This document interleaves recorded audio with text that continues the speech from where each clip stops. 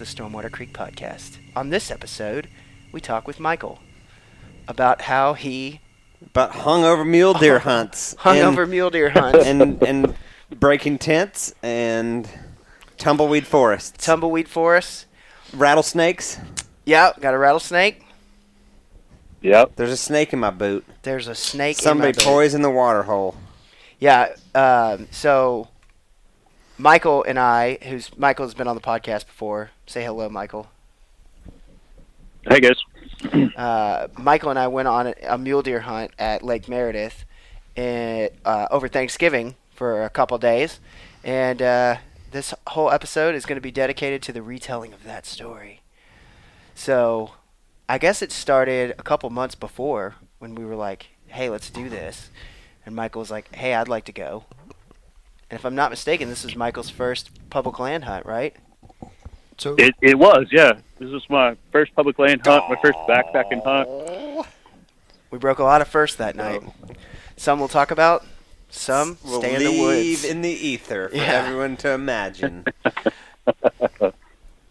Yeah. It was chloroform, by the way.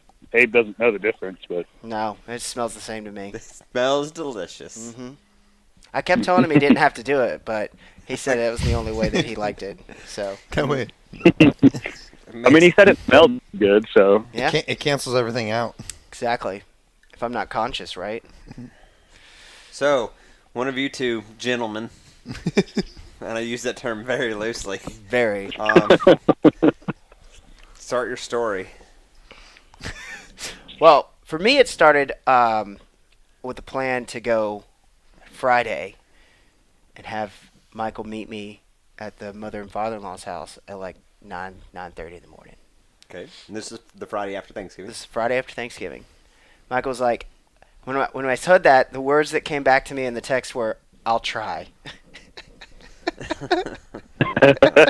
Were they all spelt right, or were they kind of? No, there was no way to tell what kind of condition he was in by the response, but just the "I'll try" was all I got. So, and then from there, I mean, that was probably on Wednesday afternoon. yeah, that was before Wednesday. Thursday. Yeah.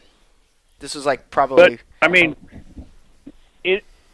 most of you all that know me know that when I have family gatherings, we typically tend to consume a few adult beverages.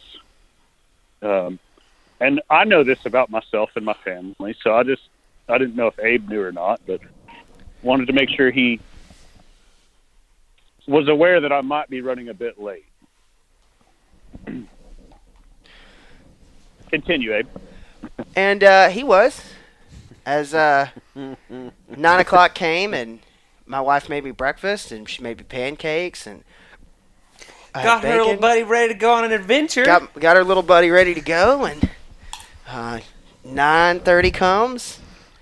I just pictured him like 9:30 his backpack goes. and Oh yeah, everything, no, I'm like- loaded up. Like a little backpack and school books And and, I'm sack lunch. I'm a lot like both of you guys. I'm very like when it's time to go hunt. Like It's fucking time to go. 9:30 is like let's be pulling out of the driveway at 9:30. And so 9:30 comes, 9:30 goes, 9:45 goes, and then it's like, oh hey, I'm about 30 minutes away, 45 minutes away. And so my wife's just sitting there going, well, you're handling this relatively well, as the biggest sense of stress in my entire life is running behind. That's weird. Yeah. Continue. Yeah. I was on time today, MFer. Y'all were on time. When we I were called y'all at 3. Very prompt. At 3, I didn't expect y'all to be like, oh, we're on the road already. I think I surprised Jordan. Yep. I'm very proud of both of you. Good job. I'm always He's on very time. prompt. I leave at 5 o'clock For every everything, time. no matter what. Everything is 10 5 a.m. o'clock. meeting, what time we leaving? 5. 5. We need to be there at 5. So, So, 3 o'clock podcast. I'm leaving at 5. yeah, exactly. So, I guess about 10:30, 10:15 or so, you showed up at the house, right? Yeah. Something like that. We loaded up Michael's Yeah, truck. it was about Go ahead. 10:15, I think. I think so. loaded up and we headed out and made our way out. And we're kind of like, when you're going past gas stations and you're like, hey, I want to stop at a gas station, pick up some like Gatorade, a couple pastries, something just to kind of eat on the way out. To put it, what pastry, some hygiene products. I like pastries. What was that? Well, We know. breakfast already. We did have breakfast already. What were we getting though? We were getting Gatorades. Gatorade and dip. Gatorade and dip. Yep. Chew. Not Gross. necessities of life. So it was like one of those things where we're like passing gas stations and we're like, there'll be one up here. There'll be one up here. And then it was just like nothing, as anybody who's driven in the middle of nowhere in West Texas is accustomed to. And finally, the Four Corners Market. For 3 or 4 times I've been to Lake Meredith and driven up this way, I've never seen it open. Was open. All right. And that lady in there was not entertained by Michael and I. She did not speak the English. She did not speak the English, nor did she care to even feign the slightest bit of interest in us. No, not at all. What were you doing in She there wanted- that would need this? Oh, we just like, hi, how are you doing? And she's like, hi. And I think he was like, No, I don't even think we got a hi out of her. yeah. I mean, first off, we walk in this store, and it's abandoned. Like, there's no one around. And it's Pretty much a drug front.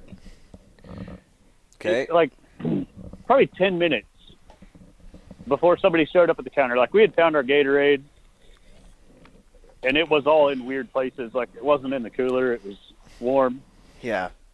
We could have made out with a bunch of stuff. Yeah, easily. Yeah. But we're stand-up guys. Mm-hmm. Ish. Yeah. And the dip was behind the counter, and I didn't want to jump. So, Exactly. and then so I start trying to ask her for a can of Skull Mint, and she hands me Grizzly Wintergreen. That's right.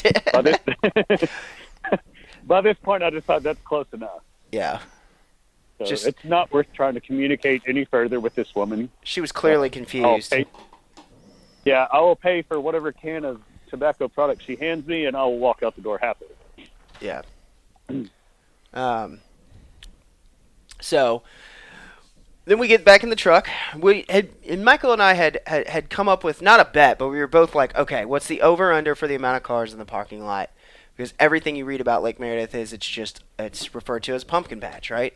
Yep. And we were like, if there's 20 cars in the parking lot, I feel like we're doing good. Got there and there were 6 or 7. Dang. Yeah. Camper. And that's when we started off. And we were heavy. Michael brought 4 gallons of water. We all know how much water weighs. It was a bunch. And it's like he is... It's either 8.25 or 8.75 pounds a gallon. It's 8.25. He, Rounding up. Michael was a bit hungover because he decided to, I believe, fill his flask full of Jameison and then go like, well, I can't just let this sit here. It'll go bad by the time I get back in 48 hours, so I better drink it all. And he did. I'm proud of him. I told them that story, Michael. What's that? Didn't you tell me that story, or I told them that on the last podcast? I told Abe the story on the way out. Oh, yeah. You know, Oh, yeah. the thing was, Oh, boy. Oh, boy. When I talked to Abe the day before, he's like, hey, I'm bringing a flask. And I said, cool. And I went to the liquor store and I bought a small bottle of Jameson. And then I texted him. I said, hey, are you good with Jameson? Because that's what my flask is full of. He said, yeah. And while we're loading the truck up, he mentioned that his flask was not full. In fact, it was empty. I Womp womp. I wish I'd known that, because the Jameson bottle is empty. And you were in rough I wanted shape. to go bad. I Exactly. wasn't in the worst. I wasn't in the worst shape I've ever been in by any means. Sure. But for walking out, and the thing is normally up here in West Texas this time of year, in that late in November, you're looking at a high in the 40s to 50s. Yeah. That Friday, it made it into the 80s. Yeah, it was warm. It was not cold by any means. It wasn't even cool. It wasn't comfortable to hike with a pack full of water. No. And a few clothes. And a belly full of whiskey rings. So we strike out. We load up our packs, and we're both putting them on. We're like, oh, these are heavy. This is heavy. Go hunting, they said. It'll be fun, they said. Backpack hunt. Backcountry hunts. I packed it the night before while drinking said whiskey, and I walked up and down the alley with it, and it did not feel that heavy. Yeah.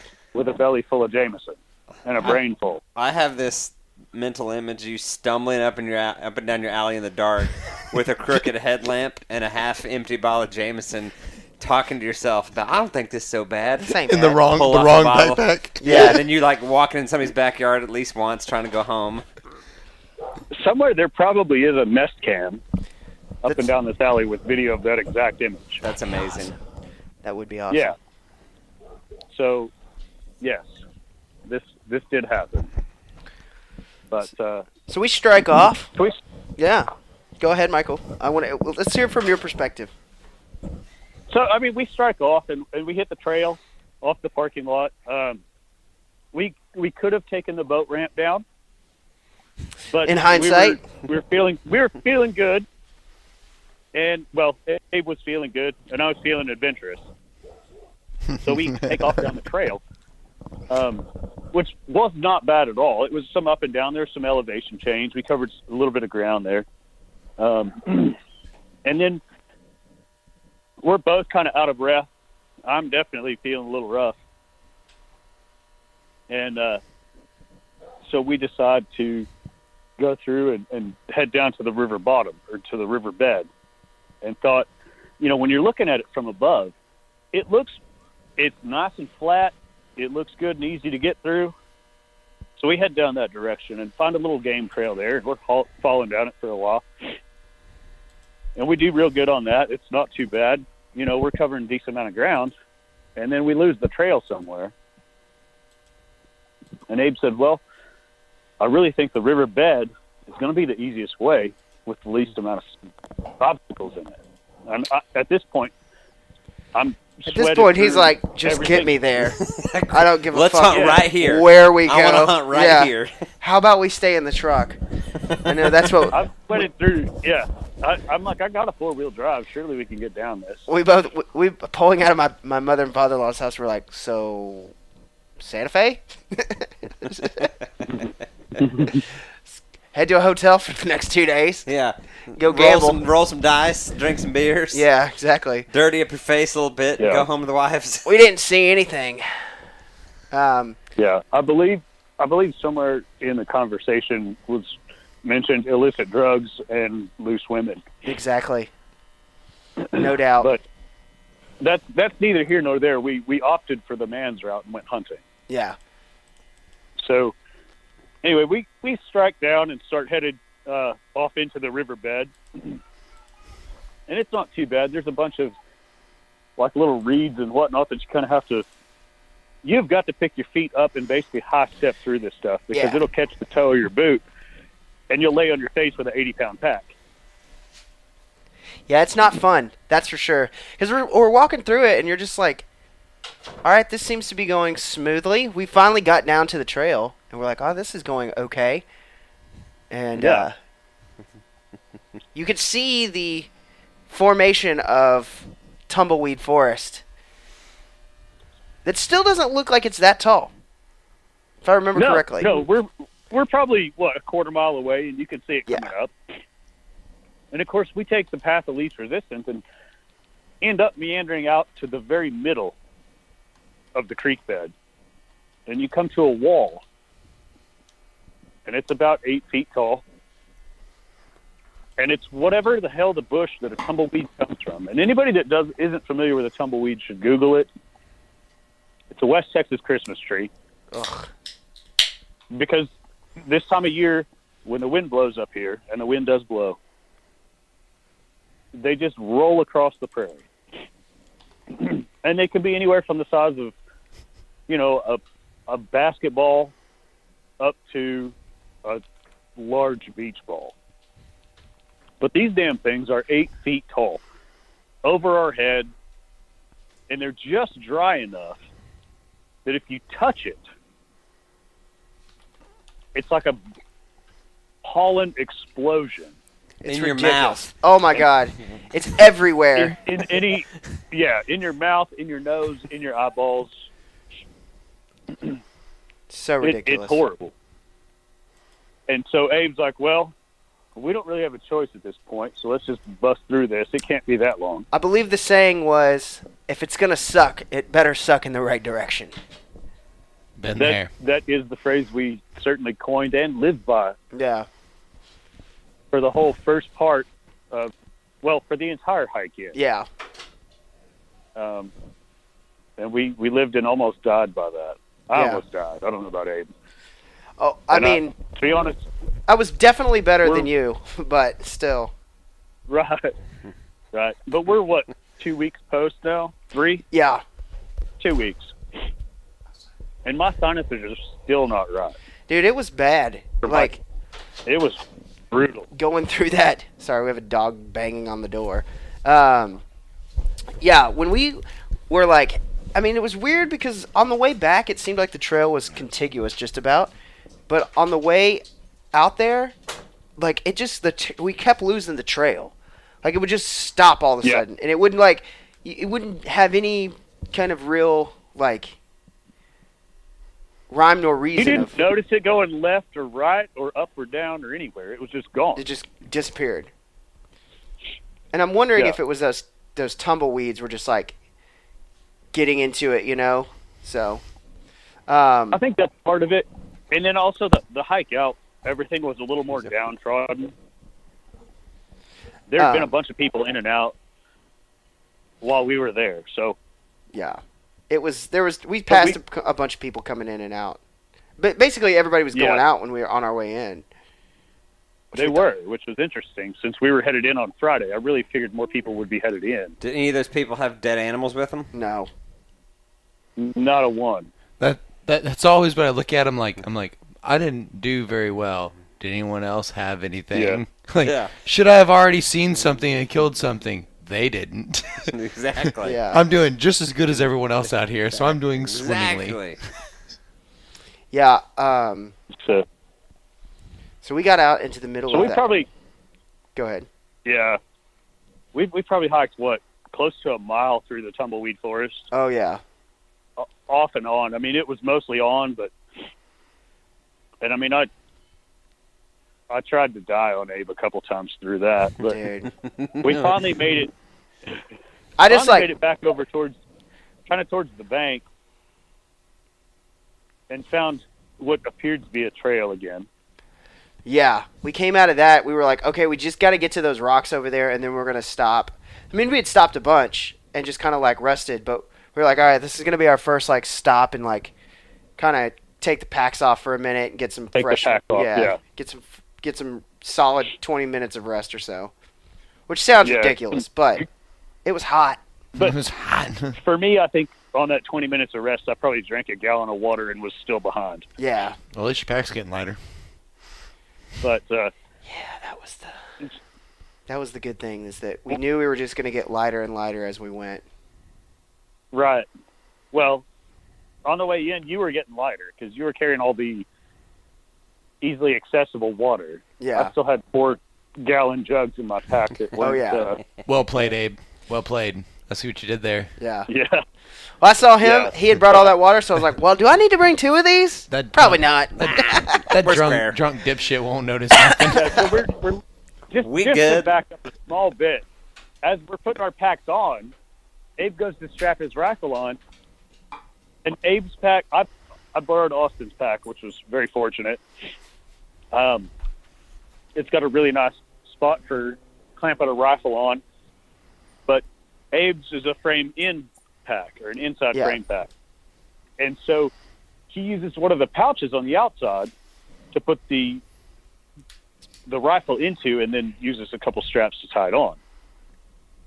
Well, as we're going to put his rifle on, he realizes that's where he's got one of his water jugs. Yeah. And I said, well, I've got 4. I don't think surely we won't need 6 for a 2-day trip. And it turns out we could have done with 1 each. Oh yeah, Because we later learned that the water out of the lake was potable. is easily filtered and potable. Yeah, But that chalk that up to lessons learned. lesson learned. Because everything we had seen, there was no way to do. There was no way to do. Everything I'd heard was Filter the don't. water. Yeah, don't bring water. So Yeah. So, and it turns out what those guys were talking about is the river water, yeah, which makes a lot more sense because it's all silty and salty. But Ugh. so we took that gallon of water out of Abe's pack, and I've resented him for it since. But that's neither here nor there. So let me get. Y'all weren't near said river. You were near the lake. We well, were by both. yeah. Where we So, ended but up, you don't want to we drink ended up kind of where they meet. So So the river water's all funky, but the lake water, a StereoPen and a particulate filter, it could be drinkable. Yeah. I mean, technically just Easily. We StereoPen, saw- but particulate filter would make it nicer. Yeah, it's pretty much Yeah, we clear. Really? Mm-hmm. Oh, yeah, dang. we probably saw half a dozen people pulling water out of the lake. Yeah. Well, I want to go in with y'all next year, over as the we course discussed. of the So trip. So yeah, and we talked to 2 of them that for sure said, "Yeah, that's what we're doing, and that's what we're drinking. That's what we're using." Mm-hmm. yeah, that'd be a game for like just a day or 2 trip. That's a game changer. So much less weight. Yeah, take a Nalgene and that's Bladder. it, a bladder. Yeah. Yeah, be done with it. Yeah. And that if something happens and there's You no can boat fit extra next to that- Jameison in your backpack. Yeah, Yeah. yeah, that's the plan for next year is to take a couple of bladders, a couple of Nalgenes, maybe each, maybe carry like an empty Nalgene in, and then fill it once we get to camp. yeah. Abe and I had some talks about what next year too, but we'll discuss that off air. Yeah. So, anyway, we finally, 5 hours roughly? I think it was about 5 hours. worth of hiking. Yeah, it was about 5 hours. 4.5, 5 hours from the time we got out of the truck to the time we were like, fuck it, let's just stay here. How far were you? Yeah. And We In were, we ended up- retrospect, from where we wanted to get to? did you get where you wanted to go in those 5 hours? Like 98% of the way there. we were within a quarter mile easy, and it Yeah. was an easy quarter mile hike. If it was the end of the hike, but I think also in retrospect, where we camped was probably better than where we. I think so. Better than the initial plan, and Yeah. we'll kind of get to that later. Because night 2 was, you didn't want to be on the top. No. That's for sure. And that's where we had initially planned to camp on the top up at the ridge. Just so we could And kind of look like, down into heaven. yeah. Just wake up and like So glass. Man, Glass, I right can't. I there. want to go. I'm ready to go again. It's badass. but Dang. Dang. Yeah. But as we're going along, we kind of look up and see this little shelf, and I'm about ready to strangle Well, Abe. there were Or stab him. 2 times that I was out in front, right? And so he was behind me. There were 2 times where I turned around and he was nowhere in sight. And I was like, "Hey, Michael. Michael." Oh, god damn it. He's dead. He's dead. He's dead. He's got all the water.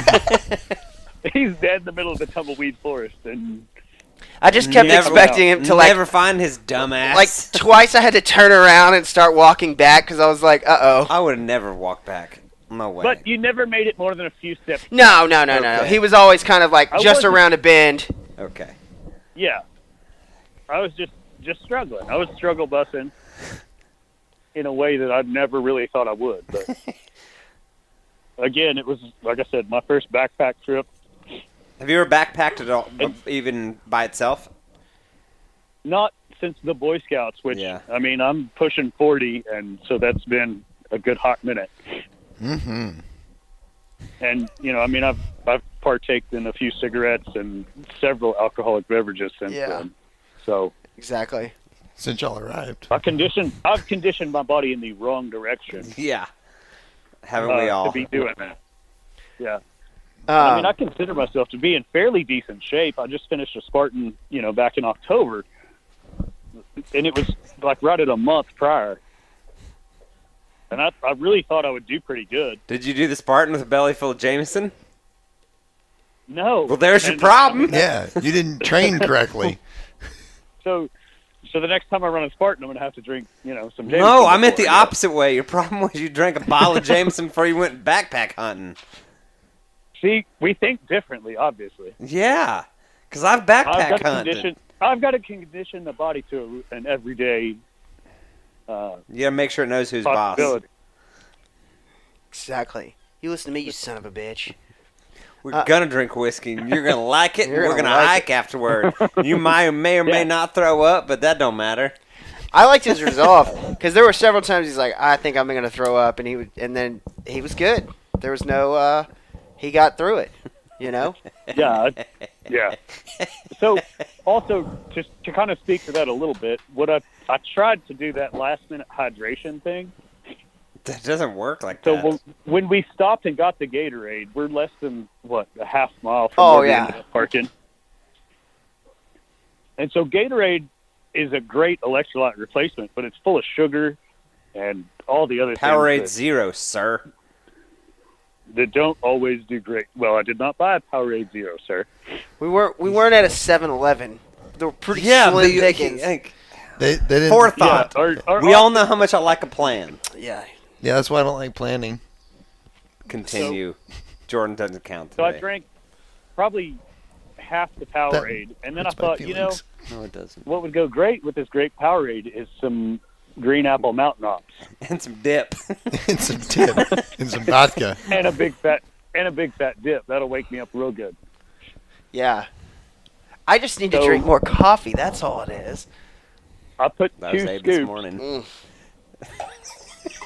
Yeah, 2 scoops of Mountain Up Ignite into the half a Powerade. Jordan had that. What did you call it this morning?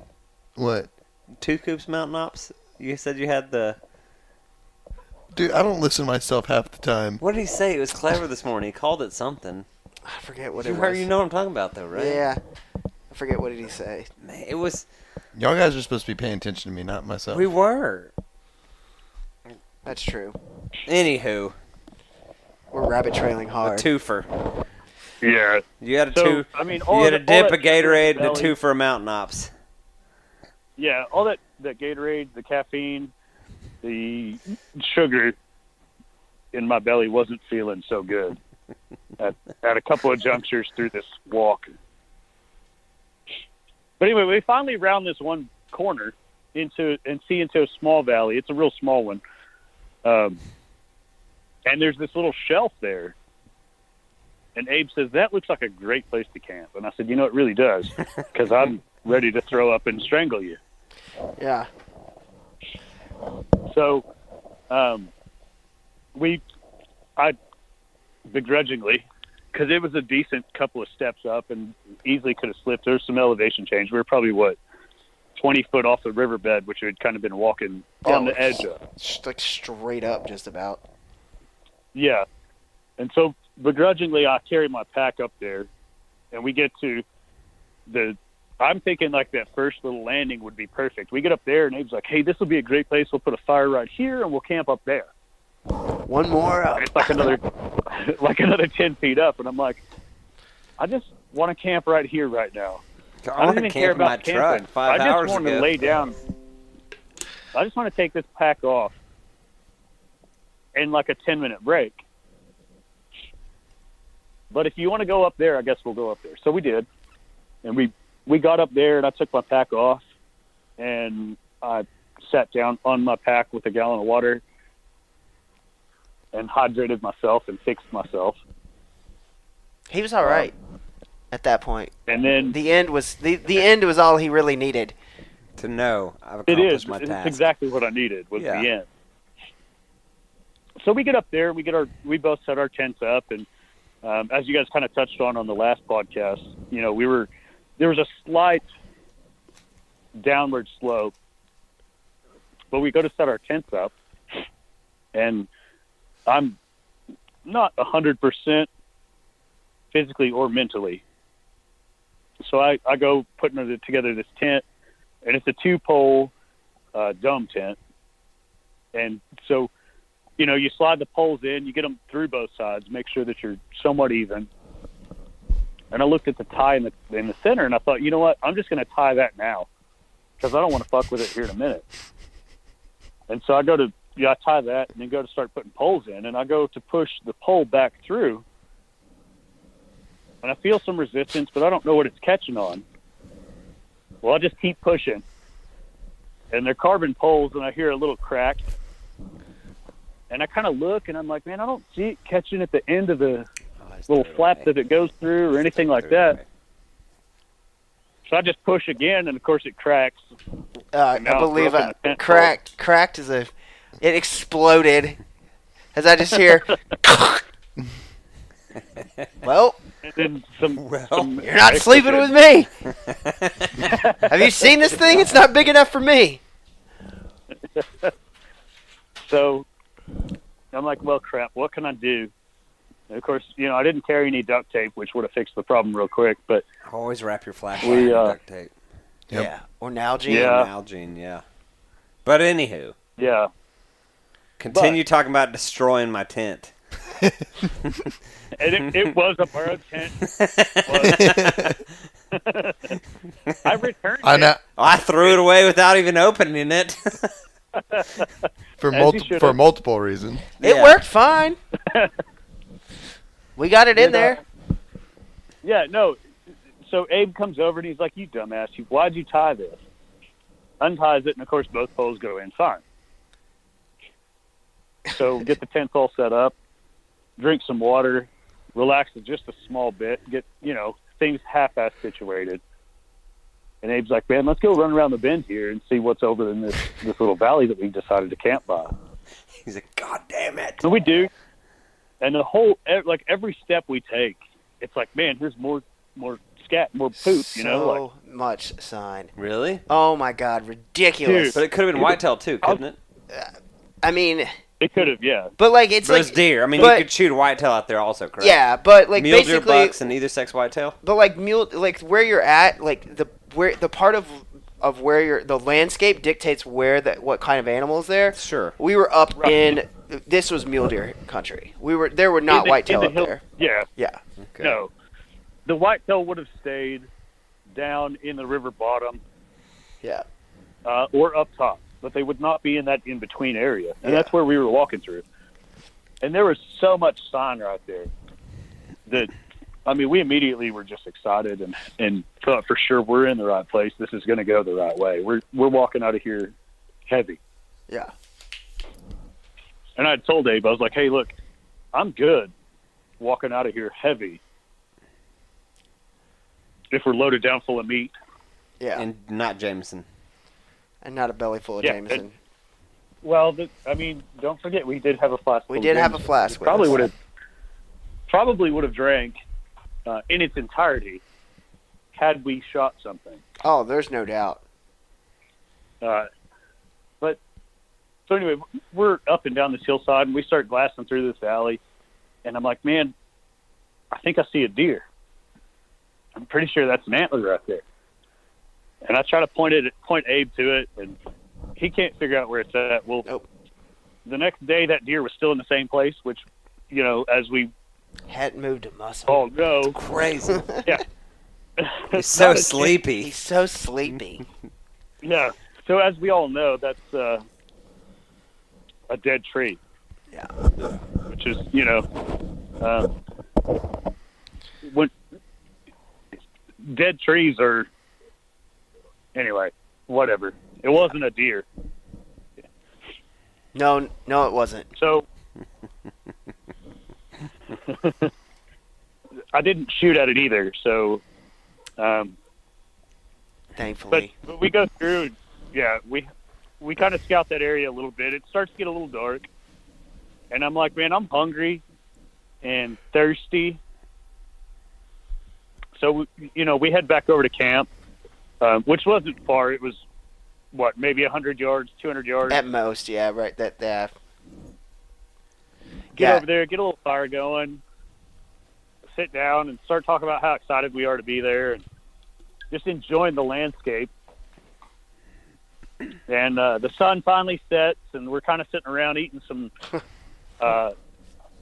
delicious lasagna out of a aluminum pouch. I was like, don't worry, I'm gonna cook for us tonight. Hashtag Cameron. Hashtag. Yeah, I've cooked lasagna. Mountain House. Oh yeah, It's delicious. yeah. We talked about that What? quite a bit. Did you? Yeah. What? Hey, here in Cameron's defense, it is the best lasagna I've ever had Out of a out bag? of an aluminum pouch. Out of an aluminum pouch. Yeah, no doubt. Without a doubt, it's the best one I've had. How does it out of compare an to aluminum pouch. non-aluminum coated? There's no comparison. We're not comparing here. Okay. I've never had Mountain House lasagna, but Cameron, by God, It's- was just like, shit, dude, this is awesome. It is by far the best Mountain House, Is it? in my opinion. Did y'all take multiple? Should I let the story continue? He took multiple lasagnas. I did not bring multiple lasagnas. No, other flavors. What I Yeah, meant, yeah. multiple We flavors. were planned. Both of us had planned on eating Mountain House both for like breakfast, for dinner, Yeah. basically breakfast, lunch, and dinner. Sure. Just because it was easy. And just to speak to the lasagna being the best one, I'm not sure because that breakfast skillet thing that I had was pretty damn good. I mean, the Mountain House stuff is not but that's- bad. It's for freeze dried food, it's come a long way since I was a Boy Scout. That's for damn sure. It's So of course, back then we were eating leftover surplus MREs. Oh, yeah. So, Us too.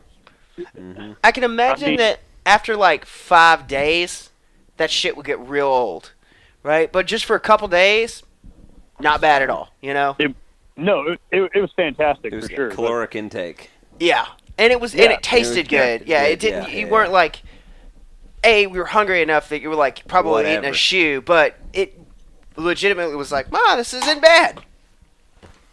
Yeah, I mean, at that point, I definitely needed some caloric intake. So I did forget. I bought a spoon at Academy Oh my to god. take on this trip, and Was it a titanium It was- one? A nice one? no, it was a cheap plastic. Nothing. It wasn't even a long spoon, but it would have done great. It's not the size of a spoon. It's how you dig food So- out of a bag. Pretty standard issue spoon. It was average. Yeah, Actually, you want a long spoon for the Mountain House. Yeah. That's the key. Yeah, no, for sure. yes. Anybody listening that hasn't had Mountain House before, They're you long, need a tall spoon bags. that's probably close to 8 to 10 inches long. And that, you know what you can put on that spoon handle? Duct tape. Duct tape, probably, but yeah. Anywho. So we Abe's cooking dinner, and it's about that time I realized I know Cooking exactly dinner. where the spoon. You're boiling water? Yeah. Okay. I start thinking about where the where did I leave that spoon, or where did I put that spoon? And I'm like, I don't think I put it in my pack. Of course, granted, like I said, when I was packing, my brain was full of Jameison. And I start thinking back. I'm like, well, where was it? And okay. Well, I bought some new long underwear, some thicker ones, just to make sure we were going to be nice and warm. Base layer As you guys or talked long about. johns? We? Base layer. It's a wool base layer. Okay. And they were cheap, like Magellan brand, I think they are. But It don't Anyway, matter. they're not- It don't matter if it's not, as long as it's not cotton.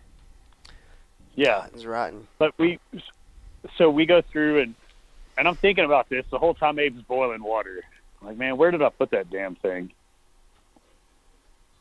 And it's a plastic spoon in the bag it's in the same bag as the long johns I bought. And I'm like, I remember taking the long johns out of the package, taking them off the little cardboard thing and throwing them straight in the pack. I'm like, what did I do with that bag? Hell, it's in the dumpster behind my house. I know exactly where it's at. Clearly, it's not there when I get home, but So you and it threw your damn sure spoon didn't give away? me any- Oh yes, 100%. It did not make it in the pack. So I'm sitting there, and we had cut some firewood, and I'm looking at the end of this one that Abe's using to poke the fire. And it's it's a small, narrow, where the wood had splintered and broke off. I'm like, Abe, let me see that stick and your saw. And I cut and fashioned a spoon just out of a piece of timber. I'm just sitting on the ground watching, going. Eating your mountain house with No, your we were lawn spoon. at this point. We were just like you pour the water in. It was just sitting there, so they were cooking. It was cooking. It was cooking. I was baking it. And so I'm Yeah. just sitting there. I'm like, Hey. man, you should have gotten one of these. Did you have He's a like, long spoon? Yeah, I had a nice long spoon. One of the nice, like, titanium ones? No, it was just a plastic one. I want one of those for no good reason. Yeah. I mean, To eat mountain that's house actually is a the good only reason. reason I even thought about or remembered that I should have had a spoon somewhere. Because Abe holds his up, and it's this perfect mountain house spoon. And he's like, hey, watch this. And he's like, this is an essential for mountain house. The only thing that's essential except the water. Yeah. And that's when I, was like, oh, shit. So, anyway, so we're sitting there, and I fashioned my spoon, and dinner's pretty much ready. So I stir it up and kind of get the end of the spoon coated in cheese because it's just a wood stick, not a spoon. That way I can avoid splinters in the mouth. And I'm surprised Jordan hadn't made a joke about wood in my mouth yet, but he must be sleeping over there. No, he's No. awake. He's waiting for you to set a better one on the tee so we can knock it out of the park. Okay. Yeah. I'm not that immature. No, he is. Absolutely. So we sit there, we're counting down, and it's delicious. It's the best. At the time, that was the best lasagna that I've ever put in my mouth. And the horizon starts to kind of change colors. Abe, you want to take over from here? And I mean, it's kind of your... Well, so we're sitting there watching, and so just like across the river, across the lake bed. Yeah, across the lake bed. You could just see like lights moving, and so we're like, oh man, there must be trucks. And so I'd known that like over there is like more accessible by truck and more by cars. Like you can drive kind of up to the kind of canyon rim compared to where we're at, which is surrounded by private land, and the only way in is like by foot, right? And so we're watching that, and then all of a sudden we're like, it's like orange glow starts, and we're like, holy fuck. Is that a fucking fire over there? They're not supposed to have a fire, or Well, it's just like not like a fire, like no, like when a campfire. like a massive fire. okay. We're like, Yeah, holy not shit. like a campfire. I haven't heard Like this part of somebody's the story. campfire got out of control. Yeah. Mhm. Like this could be a problem. Smokey the Bear, Oh, yeah, I'm like, like Smokey the Bear. yeah. Boys, we gotta turn back. We gotta turn We back. gotta go back. You gotta get back to Oh, land. we gotta get back to shore. We gotta get back to shore. This is too much. Bailing water from nowhere. So I'm like, Michael, I bet that's a fire. boy. I wonder if those are fire boy. trucks over there or something. And he's like, oh, I don't know. I don't know what that is. Like, he's just like, He's barely. He's just just now like, amongst the living. He's like, it's cool. I guess this is how we die. yeah. I mean, granted, it's like Not walking far outta here. away from us, right? But I was like, man, this shit is getting brighter. It's getting brighter. I'm like, man, that's got to be a fire or something that's coming. But it's only in one little section of the sky, right? It's not like it's like the length or like, but it's just like right here. And all of a sudden, the fucking moon comes out. And I'm like, it's the goddamn moon. I thought it was a fire. We gotta go back to shore. We We gotta gotta go back to shore. We gotta die.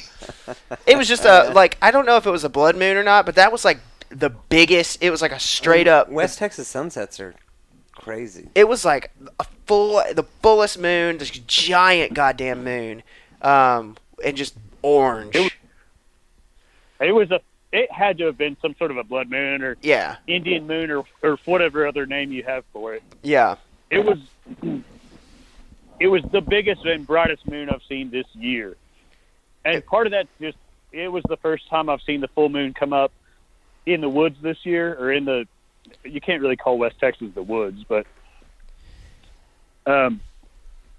it was a fantastic Moonrise. Moonrise, yeah. Yeah. I mean, it was fantastic, and we were sitting there trying to get pictures of it, and of course, That's impossible. Abe's got some decent camera footage, I think. I got footage night 2.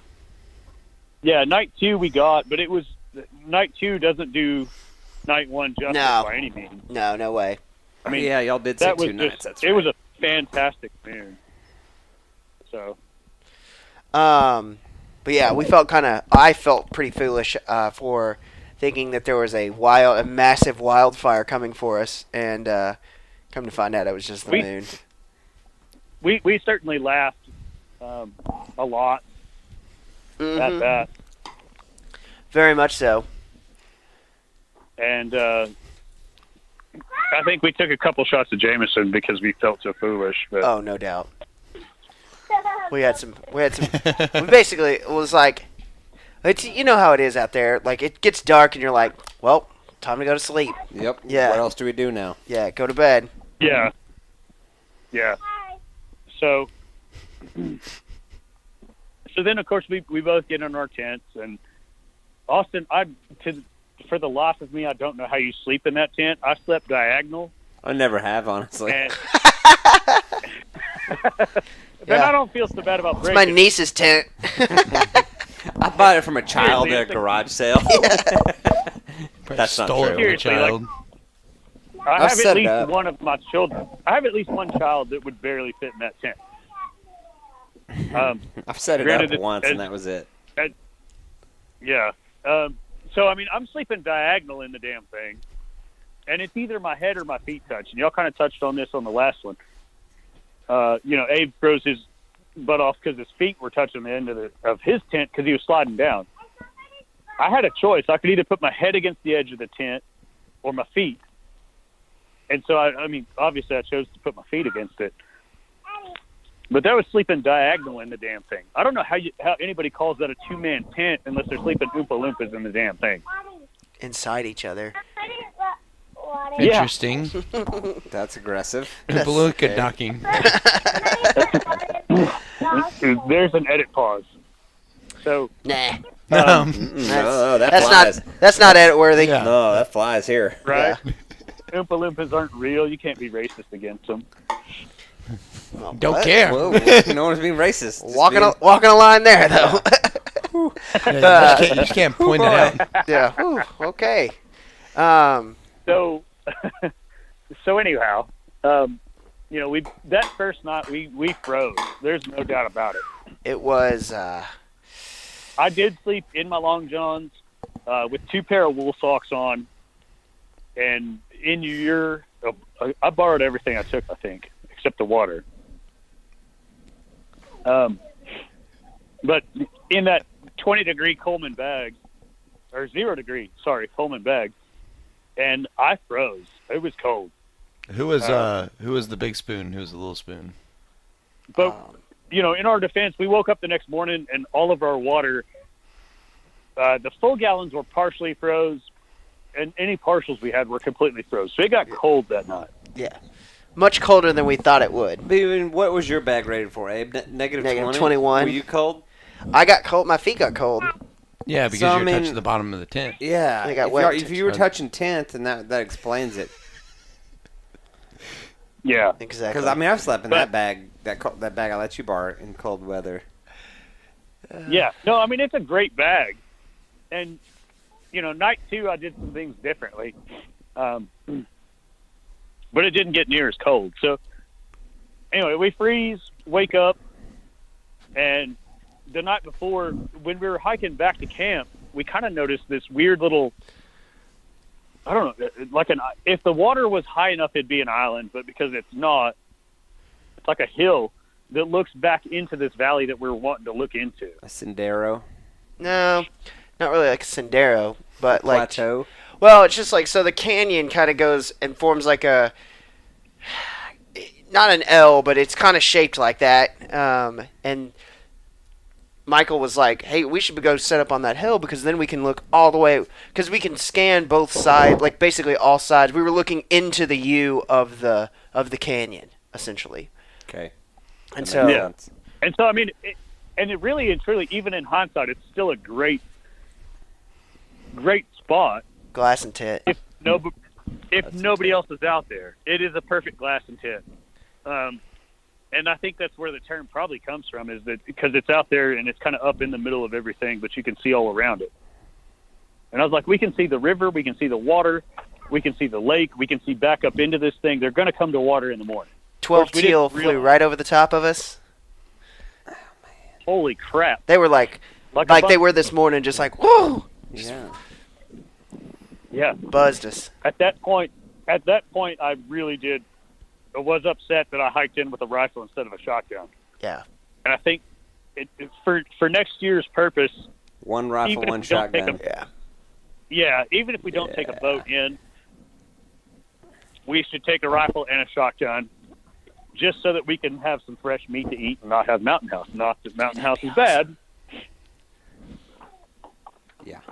But fresh meat's always better. We're carnivores. That's what we do. Mm-hmm. So,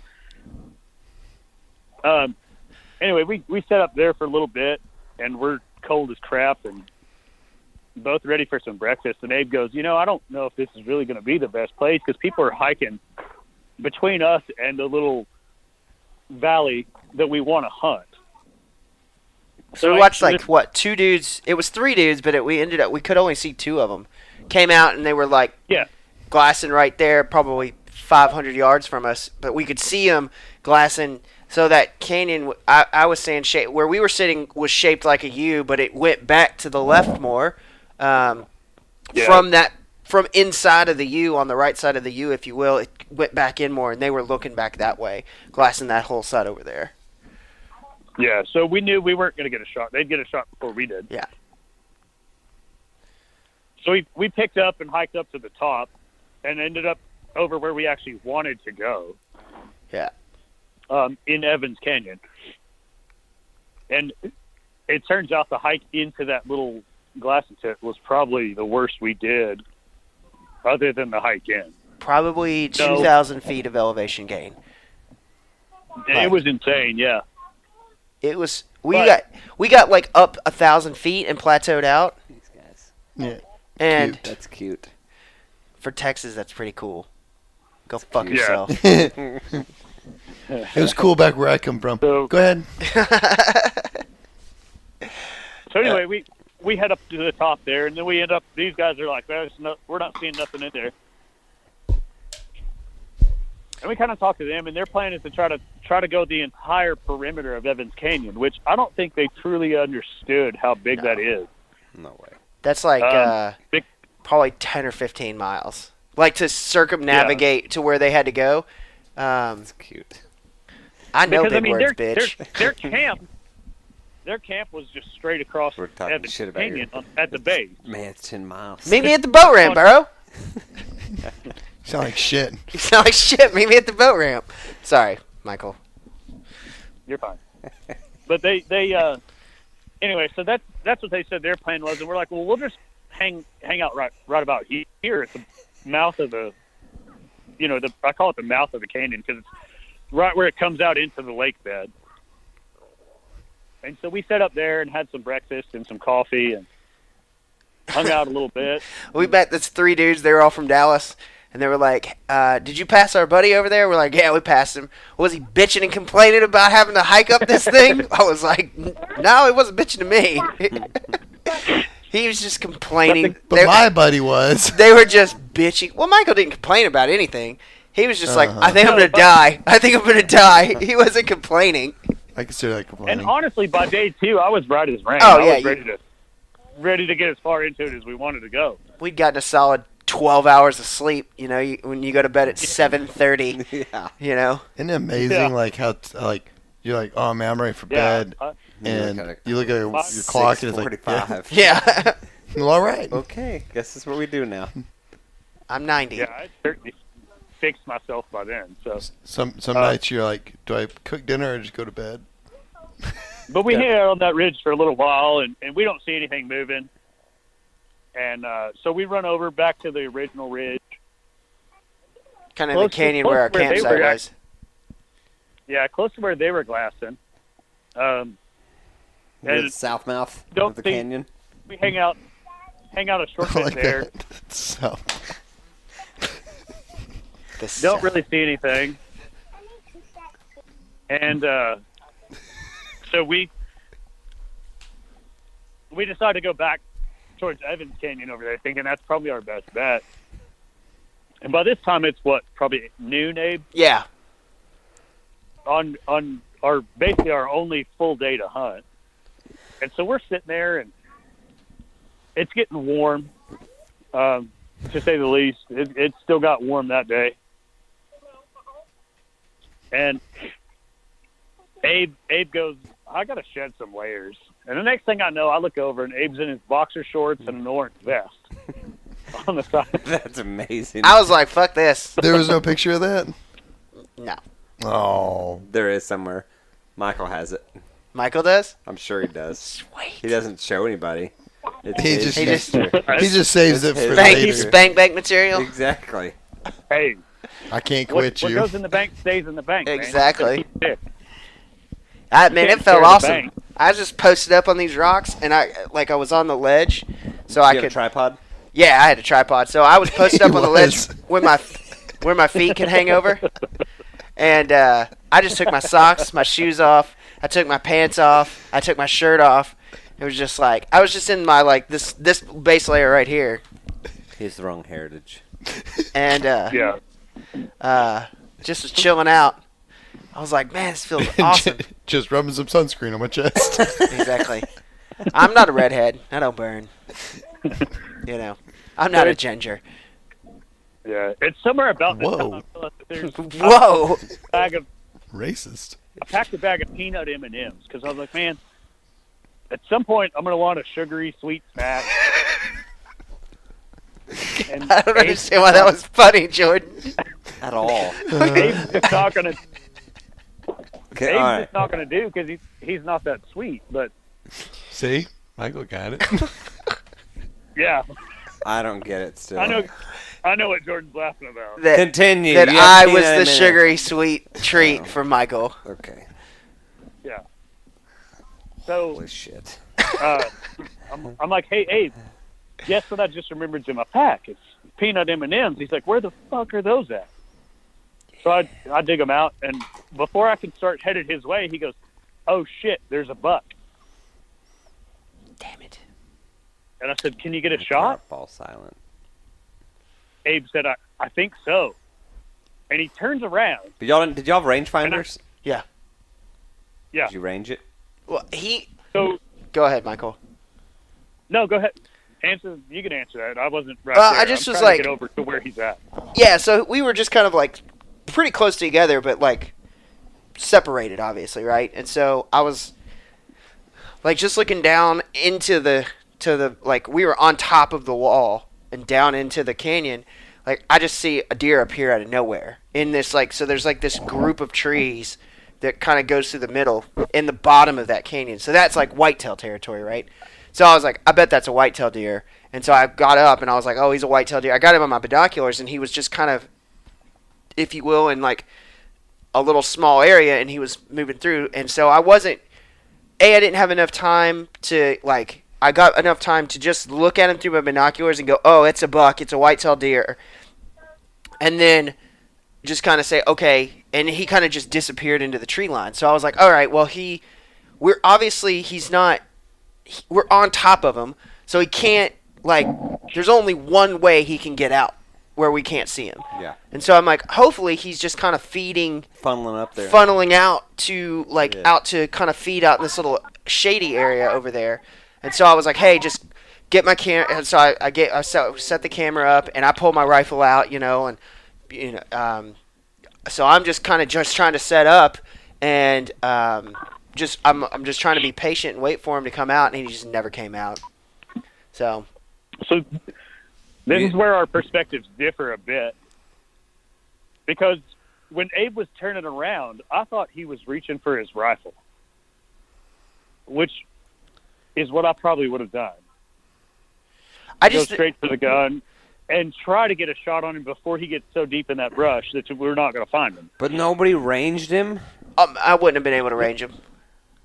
No, our rangefinders were both being retarded, not wanting to bounce off the bottom of the canyon. The farthest out I got my rangefinder to go was like 548.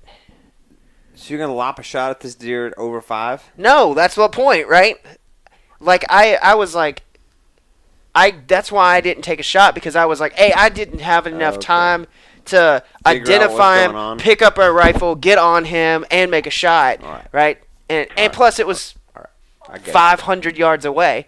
So I'm like, I mean, we had talked about this too. Like, okay, what's like the longest you're gonna take a shot at something? And we're both kind of like 200-300 yards is about as far as we also decided to adjust that. Yeah. Because we realized quickly that a 200-yard shot was nothing. Almost not going to happen. I mean, if you're going to go there and hunt, you need to be able to shoot at 500, 600, 700 yards. Like, yes, no doubt. You need to be ringing steel at 500, 600, 700 yards. Anywhere from there. Yeah, before we go again, everybody that's going to go has got, except for the shotgun guy, has to be able to be confident in their rifle to, I would say, 600, 700 yards. Yeah. Because I finally got my rangefinder to start working, and I was like, oh, do you see that thing right there? That's 200 yards, and we're like, oh, like that's right there. That's right there, you know. And then like, oh, that's 348. That's 400. That's 500. You're looking down too. Does your rangefinder compensate for angle? Yeah, it does. Yeah, okay. No, mine does. I can set it to compensate. Mine does not, and it will be upgraded before we go again. So. Yeah, I'd like to see what the Ranger would have done. Yep. Yeah, for what I do, my rangefinder works great, but being that I'm moving into a different aspect here, I've got to upgrade that into. I'm probably gonna just go with the Vortex Ranger because, well, #Vortex. Yeah, exactly. Like we're all fans. I don't think it works that way.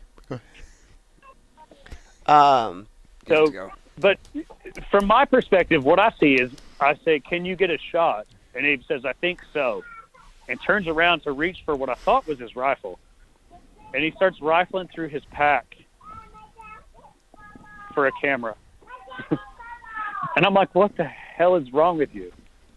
And, of course, by the time he turns around, we've both lost the deer. I never saw it to begin with. And Abe's lost it. Well, I knew he was gone by the time I'd even done that, too. Yeah. Well, like, I was like, oh, deer, and I put my binoculars up. And I saw he was a buck, saw he was a whitetail, and then he disappeared in there. But I was just like, all right, well. You weren't running your binoculars on a tripod? I had taken them off because I was leaning back. I was just like, I'd sit up and I'd glass for a long time, and then I'd take them off and I'd sit back and I'd just kind of go back and forth and just kind of check and just kind of, sit there for a second. At this point, we had been up on that same ridge for probably 5 hours. Yeah, I mean, we were just posted up. Glass, rub your eyeballs for a little while, and then glass again. Yeah. I mean, it's the middle of the day, too, Yeah. We were just, like, killing time, basically, until it started to get dark. Yeah, it was a maybe we'll get lucky and see something kind of glassing around. Yeah. And, that makes sense. And we did. So, anyway, I get over there, and we're both, adrenaline's pumping a little bit, and we're just staring at the same tree line for 2 hours. Probably another hour and a half. Seriously, like 2 pairs of binoculars. And in the meantime, of course, Abe put his pants back on and his boots. So I was like, I'm sitting there barefoot, like no pants on, no shirt on, like, well, fuck, I need to be ready to, like, go. So if I have to, like, walk around the ridge to get a shot. Back out. Yeah. Yeah, he pops his head back out. Like, somebody's got to be able to work their way down. Yeah. To a shooting position. And Abe, at the time, was definitely not prepared for that. And that's probably why we saw that damn thing. Yeah, exactly. I mean, if we had both been sitting there with with rifles, he would have either walked by, we'd have never noticed him, or he'd have never come by at all. Exactly. But so we sit there pretty well until dusk starts to set in, waiting for that bastard to come out.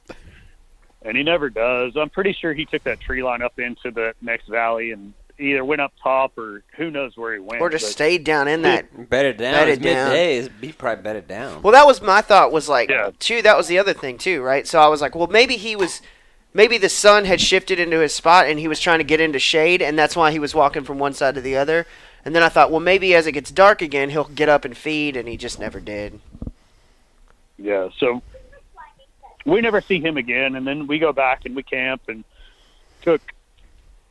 Again, Abe cooked a gourmet dinner. Yeah. What was boiled night water. 2? I had chili mac and spicy chili Dude, mac, you and can't screw up chili mac, really. it was not very good. Really? It was No, the no, worst no. one. Mountain No, House. Abe, you We had need the, samples. chicken I'll and help you dumplings. fix What you this. opted. I did have the chicken and dumplings, but I also cooked the chili mac as well. You have both? Yeah. You're But starving. you never. No, I just Never was got like, into fuck the it, I'm not chili- carrying this shit back. I was trying to eat it. Was the chicken dumplings any good? Never Yeah, got it into was the all chili mac. The chili mac still lives at Lake Meredith. No, it doesn't. But- It got burned. Oh, it did by now, but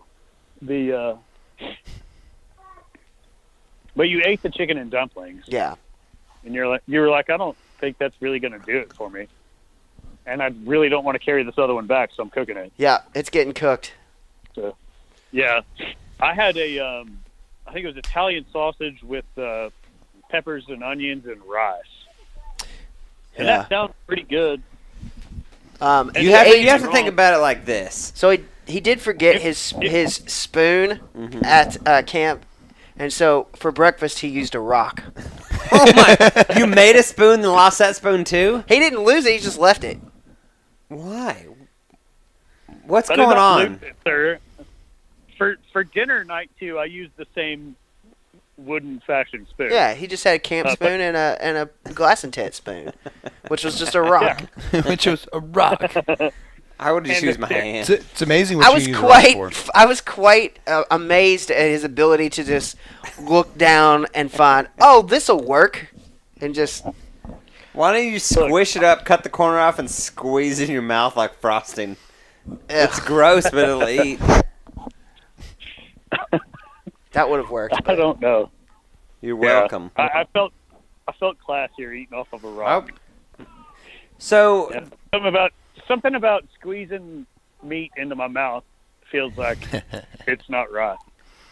I think when we go next year, I'm taking shells and cheese. Because I fucking love shells and Yeah. cheese. You don't need milk. We had talked about that, and it was like that was I like would squeeze that in my mouth like cheesy toothpaste. yeah, Dude, shells and that- cheese.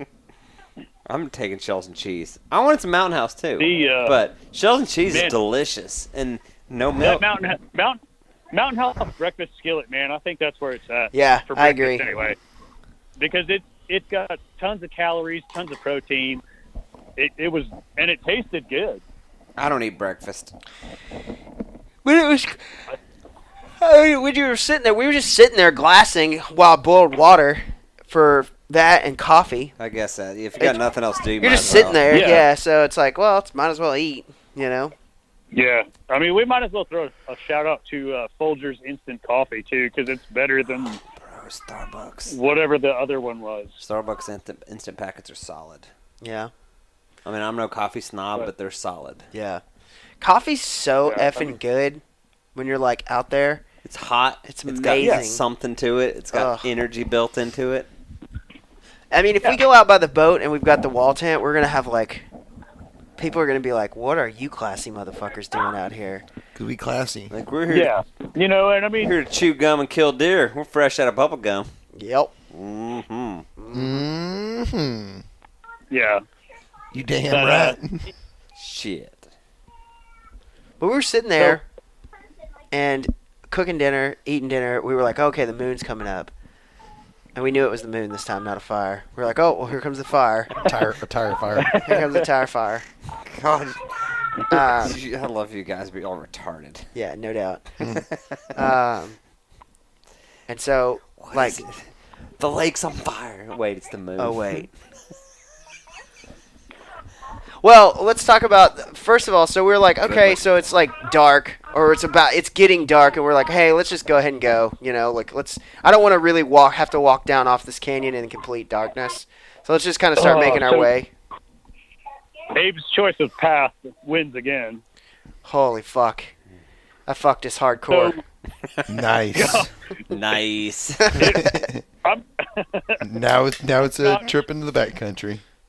I'm truly not sure whether I would rather take the tumbleweed forest or the night 2 back to camp walk. Oh my god. Because they both sucked in the right direction. Well, we kind of come up over the top of that. We kind of come over and we're starting to kind of see make our way back down, and we see another dude, and like he's coming down, like obviously coming straight for us to hang out. And so, I mean, we're just going down, like, talking about where you have to, like, drop down, like, 3 feet, off of rocks to, like, get down, because there's just, like, we are totally cliffed out. So it's either, like, turn around and walk back up and then walk back down, or just, like, well, beat it out. Let's just eat the shit sandwich and fucking get down through it. So, like, I'm coming down through, and there's just this, like, rock jumble, and I'm like, boy, this is going to be a good place for a rattlesnake to live. And so I'm in the front. And I step on a rock and just hear, and I was like, oh shit! And Michael come in, I'm like, stop! Like, and he's like, is that what I think it is? I was like, yes. Never heard one in the wild before. Danger noodle. Yeah. Never heard one. Little different. No step on. Yeah. No step on snack. No step on snack. It does sound different than what you would think it would. It's almost a higher tone. Like, yeah. I've heard them plenty of times in people's, like, people have one in their house in an aquarium or, things like that. And it's got to be the echo in the aquarium that causes it to have almost a deeper tone. That makes sense. But when you hear it in the wild, it's not the same tone. It's a completely different sound. You know exactly what it is. Yeah. As soon as you hear it. There was no confusing it. No, there's not. And so, I mean, I find another way kind of around the rock jumble. And we ended up in the same place. And so us and this other dude that we met up with who forgot his headlamp, he decided to kind of walk with us because he's going the same direction. He's actually camped. He forgot his headlamp? Yeah. How long had he been out there? It was at camp. He just didn't put it in his backpack. Oh, okay. Yeah, he forgot to take it out of his main pack and put it in his day pack. They were how long were they out there running 2 packs? Dude, they were out there for a week. I think he was there a week.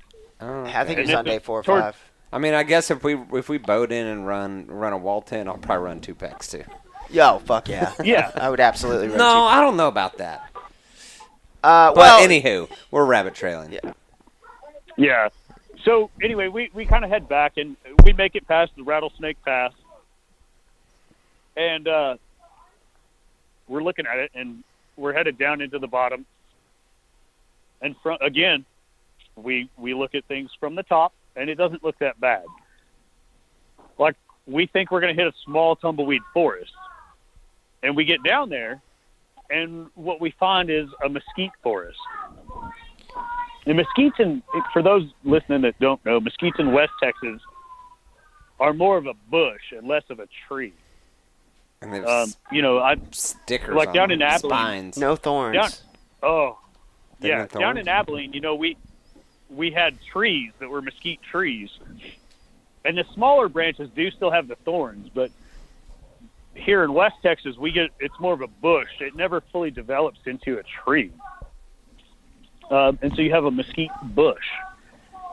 And we start kind of poking into this thing, and it sucks, man. The ground is that fallen, whatever the hell you got to high step through. And when you high step through it, you step onto a mesquite that usually snaps under your foot. And your foot falls another foot. And then you got to high step over all of that. And granted, we just have like day pack weight. We're not really running full pack by any means, but we're also breaking through mesquite bushes that are thick. I mean, Just there's no way to just not get stabbed. The only thing you have to watch out for is just don't get stabbed in the face. yeah. And the thorns on those damn things, as you guys all know, get 1.5, 2 inches long. You know, I mean, if it hits you in the face, it'd put an eye out pretty easy. So, you know, to quote a Christmas story, you'll put an eye out. Yeah. Popping an eyeball's harder than it seems. Oh my God, that sucks so bad. We start hiking through this, and we're thinking it's probably, you know, a small band of them. And I swear Abe goes lateral every time. Instead of just going straight, you know, the shortest path through. And I know that it's not Abe's fault. It's just like really. you kind of have to like navigate through the thinnest part through it. Like going like I kind of gone to the right a little bit. Now I need to kind of hopefully kind of move back to the left a little bit. But it felt like he was going. It felt like he was going left the whole way. You know, I mean, so we're just hiking through this damn thing, and of course, you know, my rifle's getting caught on everything. My clothes are getting torn up. I think I'm going to lose an eye. And we make it through eventually. Abe gets busted through as the leader again, which, you know, props to him for always taking the point on that. But finally, me and this other dude are kind of back a little bit, and we hear Abe yell, "It's clear up here!" finally. And I've never rejoiced quite so much, except maybe in the tumbleweed forest. That's the only other time where hearing here's a clearing, you know, was as meaningful. But it was a lot of fun. So we get back up to camp and whatnot. That other guy goes his way, and a little while later, his buddy comes on, and his buddy's like, "Yeah, I forgot my headlamp." And we're like, "Shoot, what is it with you people?" Dude, he was walking around with a cell phone camera. Light, like just cell phone light, God. Just like, is this the trail? We're like, yeah. Did you see where Danny went? Yeah. Yeah, he went by this way and then up top. You're going the right way. Yeah, or you're going the same way he did. Either way. So I don't know if it was the right way for them, because we never saw him come down, but they walked right through our camp twice on the way back. Yeah. So, anyway, we sit there and the moon comes up and whatnot, and then we're checking the weather because we had cell phone signal out there, which was really a surprise.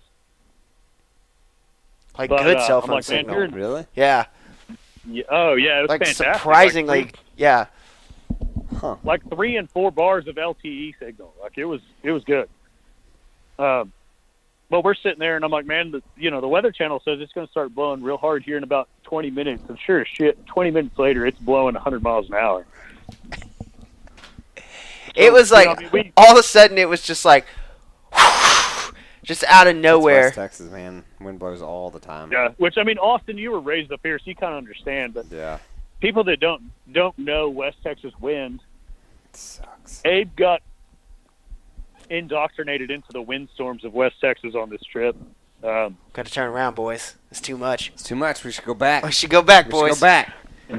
Yeah. Well, we just kind of put the fire out because it was like starting to like make the fire go crazy. So we just like put the fire out, and time to get in bed. Yep, time to crawl up in the tent and call it a night.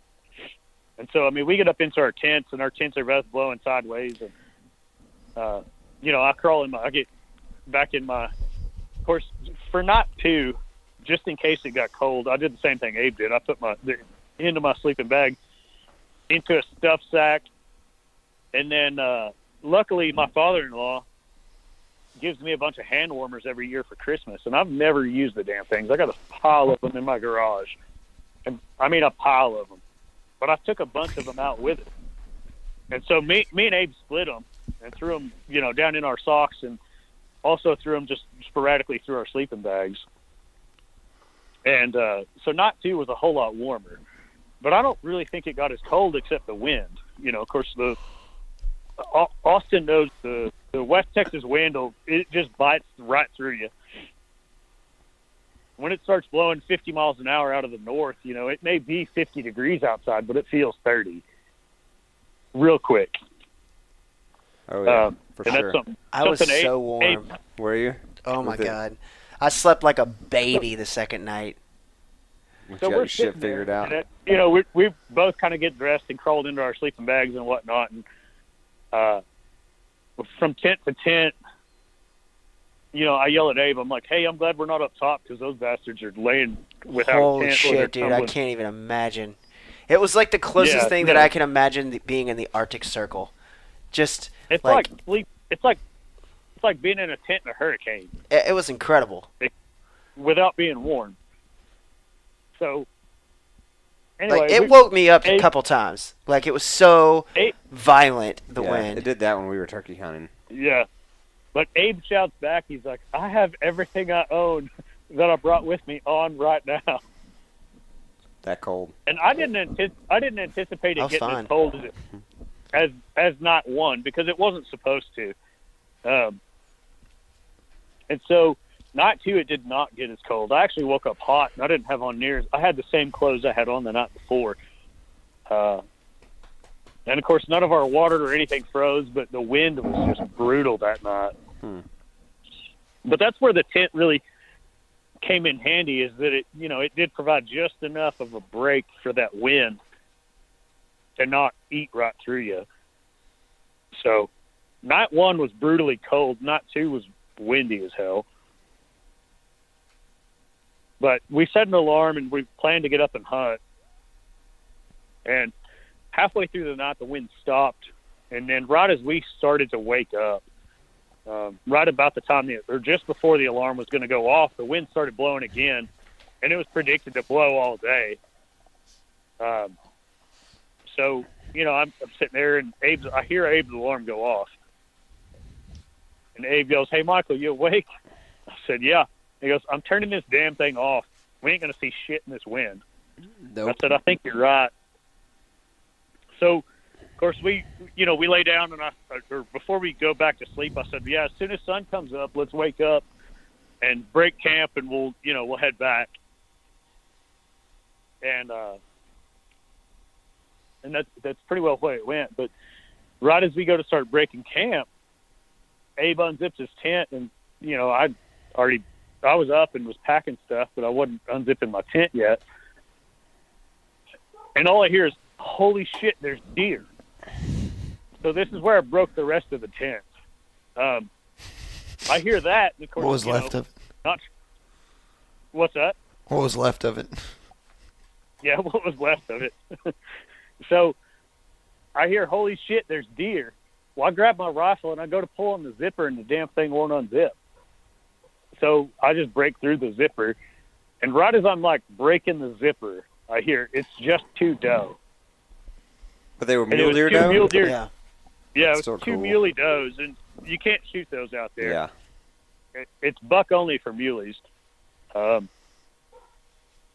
And so, I got it open in time to see them, and they kind of hopped through the tumbleweed forest a little bit, and we could just barely see their backs.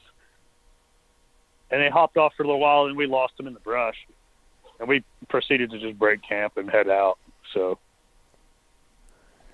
all in all, now go ahead. I was gonna say the trip out. So we break camp, we throw packs on, and we start out, and we're just like, we're gonna stay on the trail the entire time. We're gonna hug this canyon wall. So 5 hours out there. It took us 2 hours and like 15 minutes from our campsite to the truck. Like we were at a blistering pace. Or you just weren't in the tumbleweed forest. Well, I mean that and a belly full of Jameison. So there are several things that contribute to that. One, I did not have a belly full of Jameison. That's very true. My bowels were clean and clear. Well, that's untrue. No. Because the whole way... Well, no, we believe you. Continue. There was no bear in the woods moments. There were half a dozen times where I'm like, I'm going to have to stop and poop. Abe's like, "Come on, man, you can make it." There's a porta potty at the campsite back at the dock. I'm like, "All right, I can get there." And so, I mean, we hump it out pretty quick, but not having that extra 33 pounds of water, not having a hangover, not, I mean, just not having to go through the there's a tumbleweed ton- forest. not going through the tumbleweed forest was a lifesaver. I'm pretty sure I probably would still be there if we had to go through there. I would have just popped that tent back up and said, fuck it, I'm living here now. This is where I live now. Tell my family goodbye. Like this. Yeah, tell my family I love them, and this is where I live if they want to send Lifestar to come rescue me. So, That's funny. which, if anybody, I'm sure there's people that don't know, Lifestar up here in Amarillo is the helicopter EMS. Care sort. flight. Yeah, For- Care Flight, I think. Is. So, but, yeah. Well, we're less We- than a we year hope- from round 2. You're are. round 3. Yeah. Yeah. So, I mean, I'm ready for round 2, that's for sure. I had a lot of fun, learned a lot of things. It's freaking addicting, man. I think, Oh yeah. what's that? It's addicting. I can't wait. We need to definitely go back for more days, though. That's the thing. We need like 4 or 5 days, at least 6 days, Yeah, maybe. We're certainly going to go back, and when we do, we're gonna stay a little longer. We're gonna hopefully go a little farther back, because I mean, we even going as far back as we did, we still ran into some people, and I'd rather get back. Either one of two things we need to do: either get there before everybody else and be there for opening day, so that the deer aren't pressured. I think that was part of our problem. We were far back, and like I said, we saw a ton of sign back there. But man, there was people all over the place. We Yeah, it was- ran into a lot of folks. It wasn't 20 trucks worth, but it was. I can understand why they call it a pumpkin patch Yeah. for sure. And especially depending on where Yeah. you hunt. If you hunt certain areas, it's just full of people, I'm sure, because you can drive and see Yeah, and see people. And that's what's crazy is, people were talking about how the other side, they were having success, but that's the side that's more easily accessible. I'm sure people were having success on our side or could have success on our side, but there are so many people walking around that it would have been, you'd have to certainly try for it and be there early. Yeah. I think that the key is to get there like the day of, like day before, and scout. Right. And then just try to catch those deer before they get their pattern interrupted too badly. Yeah, I think that's certainly the truth. So I think that's probably part of next year's plan. We'll discuss more of that, maybe without everybody knowing about it. Yeah, we'll But figure Abe's it gonna out. tell them anyway. Yeah. Abe will tell him. Abe will tell them, a week early. But Exactly. Go out there in July. It's great. yeah, that's So- the perfect time to It's lovely. get busted by the game Good. warden. Great. Go meet me at the boat ramp, bro.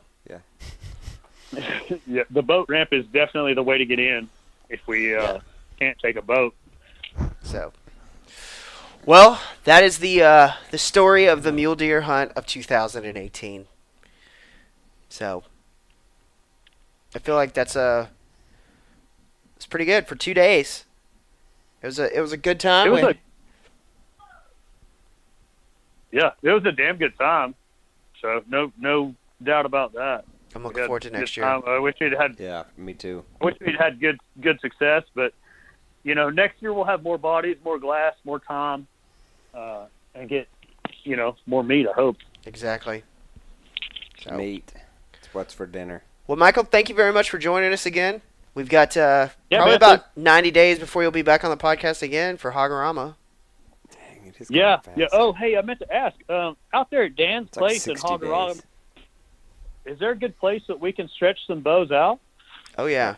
Yeah, I've shot mine at 90 there, Mm-hmm. Okay. wasn't it? Yeah, because I want to upgrade my 100 yards. Yeah, you can get 100 yards out there. quite a bit, and then We can dial it. I can do. do some sight tape math for you. Yeah. Mhm. Well, I mean, you're the math boy.